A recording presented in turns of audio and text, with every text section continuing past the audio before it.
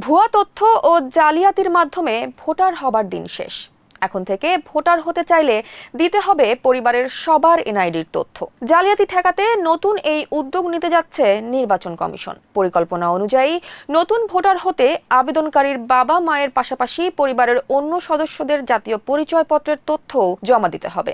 রোহিঙ্গা সহ বিদেশি নাগরিকদের অবৈধভাবে এনআইডি সংগ্রহের পথ বন্ধ করতেই এই উদ্যোগ নেওয়া হচ্ছে বলে জানিয়েছে সংস্থাটি। নির্বাচন কমিশনের কর্মকর্তারা জানান, রোহিঙ্গাদের পাশাপাশি বাংলাদেশে অবস্থানরত অন্য দেশের নাগরিকরাও বিভিন্ন সময় জালিয়াতির মাধ্যমে এনআইডি সংগ্রহের চেষ্টা করেন।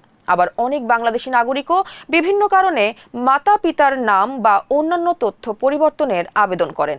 এক্ষেত্রে ভুয়া কাগজপত্র ব্যবহারের ঘটনাও রয়েছে।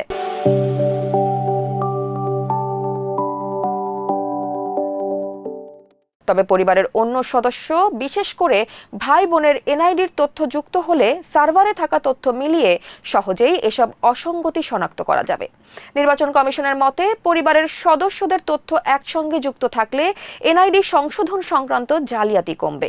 একই সঙ্গে রোহিঙ্গা সহ বিদেশিদের অবৈধভাবে জাতীয় পরিচয়পত্র পাওয়ার সুযোগও অনেকটাই বন্ধ হবে। পাশাপাশি বিভিন্ন সেবা প্রদানকারী প্রতিষ্ঠানও আরও দ্রুত ও নির্ভুলভাবে নাগরিকের পরিচয় যাচাই করতে পারবে।